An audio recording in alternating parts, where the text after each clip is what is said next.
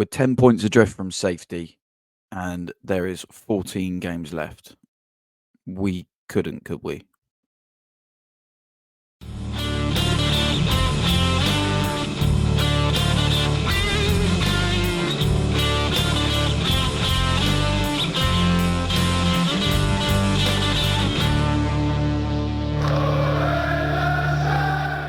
Good morning, good afternoon, good evening, Saints fans, football fans. If you're watching this, whenever you're watching this, I hope you enjoy. Please do support the channel if you enjoy what you see. All you have to do is click like and sub. It is free to do so, and it really helps me. It puts me on other people's pages that enjoy the same stuff as you. And it takes 2 seconds out of your day. I'm going to talk today on a reasonably upbeat basis this morning because Southampton Football Club have won a fucking game. Oh my God. We've won a game of football. That's a strange one. That's a feeling we have not been used to at all. And as I say, like, it just sounds weird to say we've won a game. Obviously, there isn't a cup game against a lower league team. It's just unbelievable.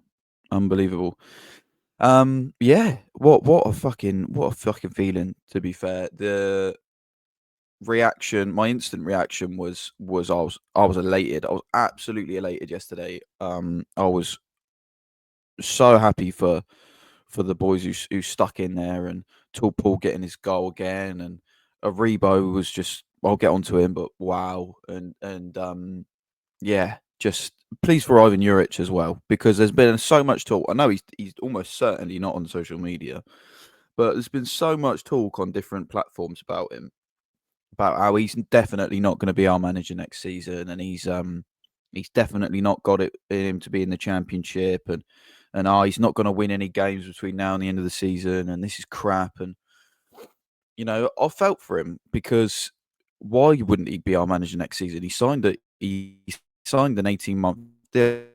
That takes him through next season with an option of a further 2. So why won't he be?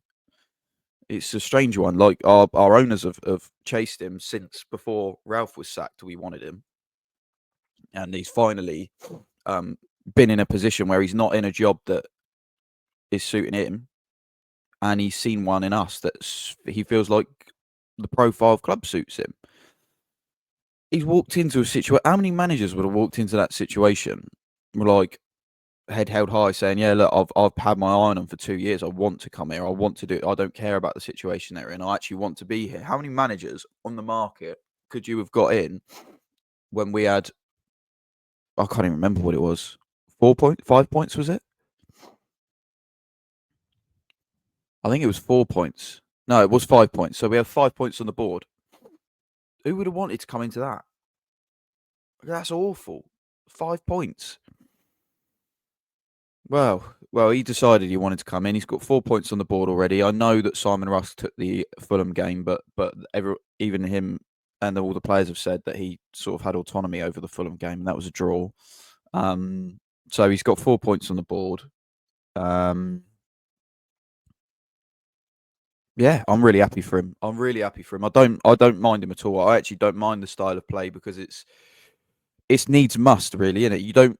I feel like we show up to games, aside from the Brentford one, because that was just a shambles. But he actually apologised for that, which is crazy, because we didn't get that very often. Aside from the Brentford game, I've shown up to each game not really knowing what to expect in terms of tactically, because he sets us up dependent on who we're playing against, it seems logical to do that, doesn't it? To set up your football side to beat the team that's in front of you. But we've been so married to a system for the past year and a half, which, by the way, I was fully on board with. So don't think I'm just coming for Martin's blood, because I was on that train.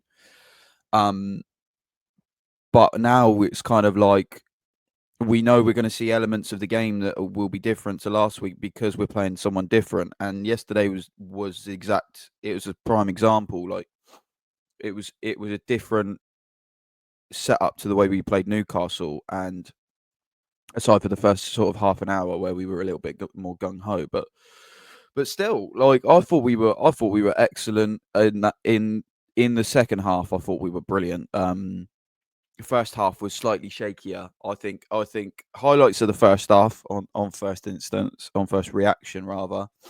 Um, Wellington and Grombach started.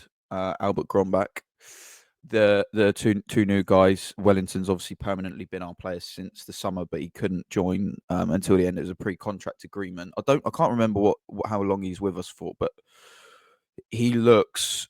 I don't want to be sold a dream here, but he looks fucking superb. By the way, wow, he gave Hutchinson such a hard. It's his first game in the Premier League. The only games he's played in England so far has been at under 21 level.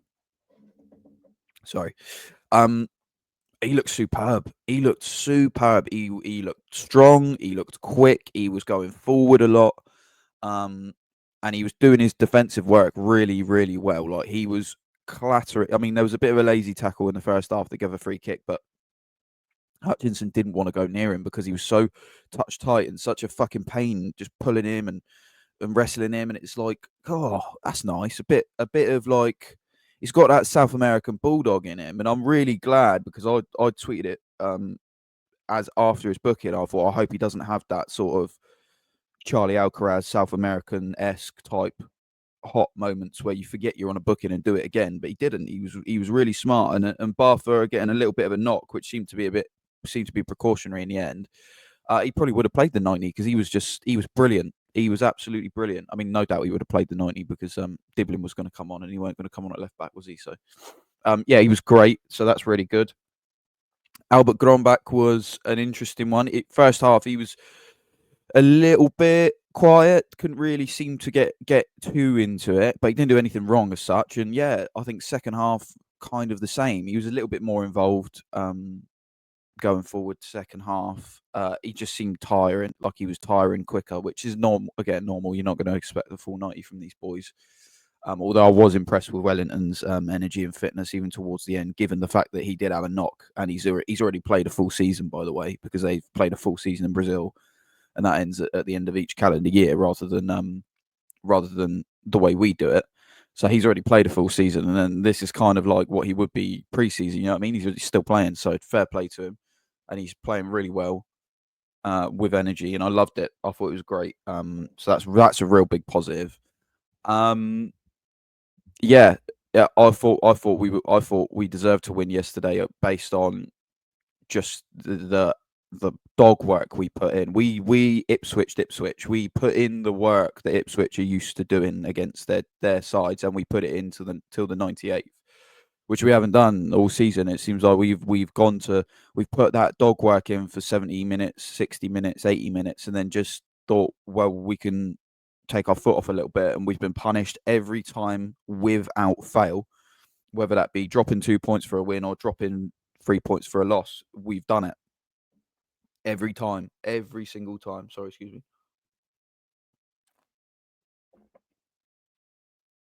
But this time, we didn't. So I'm really fucking proud of the boys for the performance they put in. Yeah. So that's my Wellington shout out. He was excellent. James Bree was brilliant. I've questioned that right centre back role, but Juric really seems to trust him. He really likes him. So, and he's not really done anything wrong. I think he did play a lazy pass against Forest, which put Jan Bednarek right under the pump when we conceded the. It wasn't the Elliot Anderson goal, was it? Might have been. Either way, it was one of them. It was either Hudson-Odoi or Anderson. We conceded off the back of it, but apart from that, he's actually been pretty solid, and he's had a decent season as a whole. You know, you remember him scoring that goal against Cardiff away, and the goal at home in the cup as well, which was also really good. So fair play to Breezy, he's doing well. But my man of the match, I think, was Joe Aribo. He was just tremendous. He was superb. I keep using the word, but he was so good. He ran the midfield with Les, who was more of a destroyer yesterday, but that's fine. No Flynn Downs, interestingly, but I'll talk more about that in the week. No sort of destroying options on the bench, so it's like Aribo knew he was going to have to do a job for the full for the full 90, unless obviously Smallbone was to come on, which he did, but we'll go on to that as well. So he scores the goal, bit of a shinner, but they all count. And he was in the right place. He arrived at the right time because the cross wasn't actually intended to go there. It was sort of deflected. And yeah, he's put it straight past Muric, and happy days. He deserved the goal for being in that position in the first place. And he's then been asked in the late stages of the game, when we've had a bit of a nightmare, really, as you know, Harwood Bellis gets a knock before half time, has to come off at half time for Jack Stevens, and then 10-15 minutes into the second half, Jack Stevens gets a knock, which seems to be a recurring one from his injury he's just recovered from, bless him. And Aribo's asked to fill in at left side centre back, and Smallbone comes on in his place. I saw a lot made of that decision. I didn't tweet about it or post about it at the time because I wanted to see how it played out before I said anything. So Aribo obviously is left-footed, and Juric made it clear after the game that he needed a left-sided player to play that position. And he asked Aribo to do it, and he thought he did it great, and he did. It's unbelievable. It's unreal. He gave Hutchinson and Delap nothing really from centre half, which is crazy. Considering I thought that Bednarek probably had one of his worst games. Like he wasn't particularly good. As a whole, I think he was better in the second half than the first half. But he was great at like filling in left-sided centre back. And I saw a lot made about Bella Kotchap, and it was like, well, what's he got to do? If a centre mid's coming on in his position, what has he got to do to get in the side? And I just think, why should he? Why should he get in the side? He don't want to be here. Why would you field a player who's uncommitted? I understand then the questions are asked, why is he even on the bench? But then I think the question should be asked about squad depth, and I think Juric kind of pointed to that in his interview with Adam Blackmore after the game, where he was asked, are you going to say to the board, between now and Monday, we need to get something done if you want to make a real fist of staying up? And he said, yeah, we need quality. And he said, you see, we had Joey playing on the left side and he did well, but we need more quality. And what he was alluding to there was we needed more quality at the back. And I'll move on to that, but we have submitted a bid for a defender. So bid an offer. So I'll read you through that in a minute when I do a little bit on transfers. But yeah, Aribo was superb. I thought he did a better job than maybe Bella Kotchap could have done, having not played in any games this season at all. And he showed the fight right to the end, and so did the rest of the lads. I thought Camaldine again was immense when he came on. He really exposed Tuanzebe at the back. Camaldine Sulemana did, because Tuanzebe had a reasonably easy game. I feel like Grombeck wasn't like sort of testing him for pace, and it was more technical what he was trying to do. And Tuanzebe found it reasonably easy, but what Camaldine did was he ran at him, and Tuanzebe couldn't. And in his tired legs, he just couldn't deal with him. And that's what Tulpool's goal come from. Was Tuanzebe being run about again? Camaldine jinking one way, coming back the other, getting a nice shot off at the near post, and he's the only one who was really doing it after he came on. And I was thinking, why aren't we? Because Muric is an absolute shit show. Like, he's going to give you something. So yeah, he did. So we shot it near post. Muric just parried it straight back into Paul's path, and good on Paul, because he's reacted quicker than anyone. I think it was O'Shea who's next to, and he's reacted quicker than him and poked it in. Happy fucking days. Yeah, absolutely brilliant. Absolutely brilliant. It could have been a bloody nightmare afternoon at one point, because we'd lost Harwood Bellis, we'd lost Stevens, who, although you might not like, he's better being a centre back than Joe Aribo is, bless his heart. And it looked like Ramsdale was having a problem, so hopefully he's going to be all right. But yeah, I mean, brilliant. 3 points, well deserved, just brilliant. Well done. And we move on, and we've got the our next league home match is against Bournemouth. I know we've got not Brighton. Sorry, we got Burnley in the FA Cup. I'm aware of that, but our next home league match is against Bournemouth on the 15th, which is so tough. And then we got Brighton, so we got all the Bs. That's why I said Brighton. Yeah, so our next home match is against Brighton, Bournemouth, and then Brighton. So going to be interesting because they're both unbelievable sides. But I know Brighton just got pumped and Bournemouth have their injury problems, but they're both good sides. I feel more confident about Brighton simply because of how we played at the Amex. But it's different manager now. You don't know how we're going to play, so we'll see. But they should take absolute confidence, and they should be using that confidence to assert ourselves on Burnley, because Burnley, frankly, are a disgrace to the eyeballs. They're brilliant in terms of defensively this season. I think they've only conceded something like 8 goals all season, which is absolutely ridiculous. But I mean, let's have a look at their last results, okay? Burnley have in the league played since the 10th of December. 0-0 against Derby. They beat Norwich 2-1. They beat Sheffield United 2-0. Then they had 0-0 against Middlesbrough, 0-0 against Stoke, 1-0 against Blackburn, 0-0 against Sunderland, 5-0 against Plymouth, 0-0 against Leeds, 0-0 against Portsmouth. They just churn out 0-0s. They are like, their whole thing is we're going to just not concede, which is how Scotty Parker's set them up. So we're going to have to find a way to break that, which notoriously we haven't been particularly good at doing. But we haven't had to do it a lot this season, I suppose, because teams have been on us rather than the other way.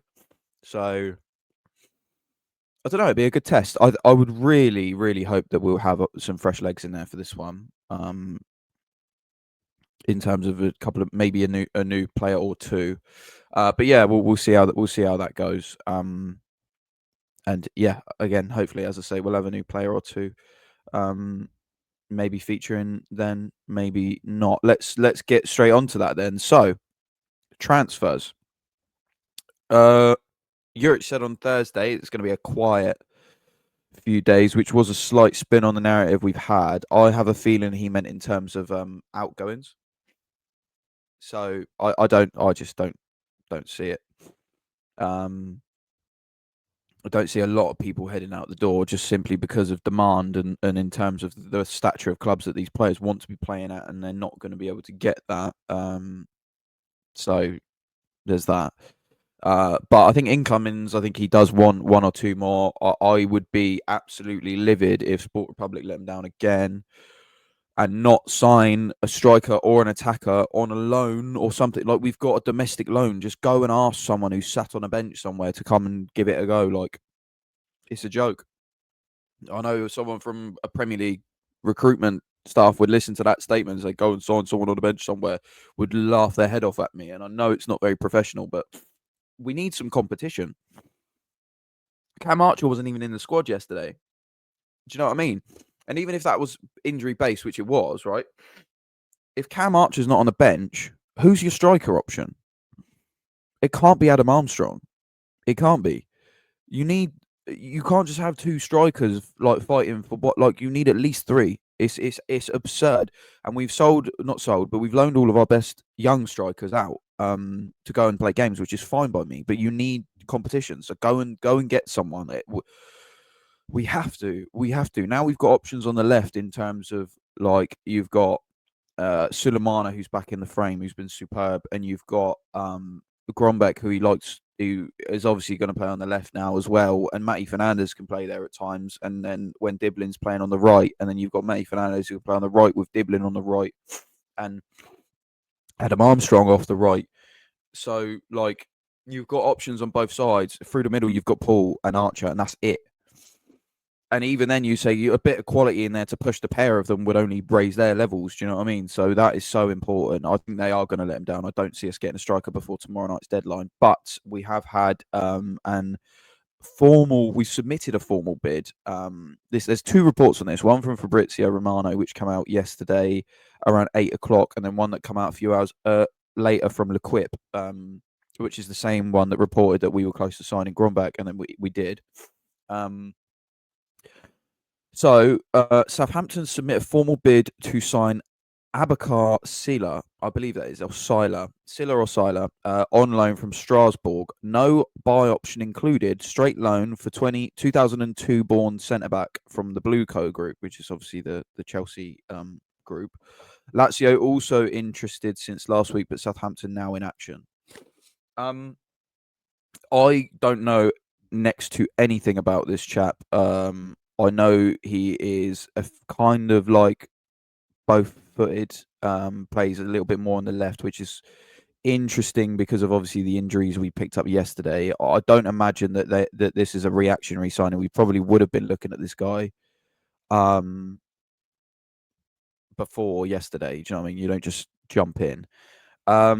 But he seems good. Obviously, he's a young centre half, which is not surprising. Also not surprising that there's no option to buy, given the fact that the position that we're in, like who is actually realistically going to come in. He's 22, obviously 22 years old, as he said, born in 2002. He's the kind of profile of player I would have expected us to get. Again, I've not seen him play, but in terms of stature, like, he's a big guy. And in terms of sort of age, you're not expecting us to go and sign I don't know, Craig Dawson sort of from Wolves. You know what I mean? Like, you know, that's not the type of player I would have expected Juric to go for. He likes his centre halves to be sort of quite high energy, quite sort of aggressive, you know, in terms of positioning and in terms of when the triggers are and stuff. So maybe a younger guy is what we are looking at. And yeah, so we've submitted the bid, and then a few hours later, L'Equipe say that the deal's close. So clearly, it's been agreed. Strasbourg haven't said no. The player's not said no. He should be done before tomorrow, but you never know with these things. And yeah, so that's a deal that should get done. A centre back coming in. I'm not opposed to it. I just really hope we back him up with another attacker. We have got, again, keep stressing it, we've got another domestic loan spot, so we can get another player on loan from the Premier League. We should be actively looking in that market to try and get something done. Whether we do or not, different story, but we should be. Different bit of transfer news, just to end. Carlos Alcaraz, who obviously left us in the summer, is coming back to the Premier League. It looks like it's going to be Everton. There was a few whispers that he might be changing his mind, going to West Ham, which would be the most Charlie Alcaraz thing ever. But it looks like now it is definitely going to be Everton. David Moyes is going to get his hands on a bit of South American hot-headed blood to use in his attack. And when I first saw it, I was surprised that Flamengo were going to let him go instantly, and then I wasn't at the same time. And then I sort of thought about it more, and I thought, David Moyes, like, sort of what sort of position does a Charlie Alcaraz play for a David Moyes? Does he play deeper, or does he play sort of in the 10 like he did for us? I think he's going to be used in both, because Moyes is the type of manager that makes the most of all of the players that he's got, and I respect the guy so much. I would have loved him to have come to us, but he will make use of Charlie, and he will get the best out of him. Like, historically, Moyes has dealt with typically tricky and difficult players to work with, and he's done it superbly. And I would not be surprised if in the next sort of 3-4 years he is one of the first names on the team sheet for them, because there is a buy option that's buy obligation if it hits certain milestones, which it probably will, because these deals tend to have those sort of easy to make obligations, you know. So yeah, I mean, a quick one for any Everton fans that might be watching and what to expect from him. Charlie's fucking brilliant. He is. I loved him. I didn't want him to go, but obviously our plans were different. He didn't want to leave, but the manager didn't fancy him, so he had to go in the end. I think it was a lot based on the fact that he sort of decided in the January of the year that we were coming up that he didn't fancy fighting for a spot, and he went to Juve on loan instead. But it's all in the past. He's a good kid at heart. He cares a lot about where he plays for. He's really passionate about football. In terms of actually as a footballer, the way he was described to us when we signed him, he said, imagine Frank Lampard. Don't imagine Frank Lampard. He's totally different to Frank Lampard, but that's what we were told. The only similarity to Frank Lampard he's got is he had a real knack of arriving on the edge of the box at decent times. So, like, he would be in positions where that ball was to snap a shot off. And believe me, he loves to snap a shot off, and some of them outrageous. So expect excitement. You will never be bored with Charlie Alcaraz on the pitch. He's passionate. He will fight everything for your football club. He'll put everything on the line for the badge, even if that means taking a red card for nutting someone, because he's done that a couple of times for us. And technically, he's brilliant, and he's still young, and he will get better. So expect snapshots at the goal. Expect a bit of flair. Expect strong tackles and fight. And yeah, just enjoy him, because when he's at his best, he's a joy to watch. He is, and as petulant as he can be in terms of his attitude, and it all came from a good place. It wasn't from a selfish, it wasn't from like a selfish, I don't know, image point of view, like oh, I'm playing bad, I'm going to stick it in on someone, and then it looks like I care. Like, no, he cares, like, and he will care, and he will fight for every single one of you and himself and your badge. So you should be happy for that, because those players are rare. And I said in the summer, I don't know if it's still out there, but I said when we let go of him that he's got a very rare thing, a rare combination of pace and power. And if someone can unlock that, then you're going to have a hell of a footballer. So enjoy him, Everton fans. Saints fans, don't be all upset that he's, we let him go in the summer. Now it's all under the bridge now. We did what we did, and we are where we are. So you can only deal with what we got. We got a win. Happy days. Let's move on. We got Burnley in the cup. And let's see what the next couple of days bring in terms of transfers. Thank you so much for watching, everybody. Please drop a like and sub if you can. If you do want to see me again, obviously sub. If you don't, just a like will do, if you don't mind. Because it puts me about. It really helps the channel grow, and that is just amazing. And it's free, and it takes about 30 seconds. So if you wouldn't mind, that'd be great. That's my ramble, my waffle done. Have a brilliant rest of your weekend. Hopefully we sign a couple of players. And yeah, enjoy a win. Come on, you Saints.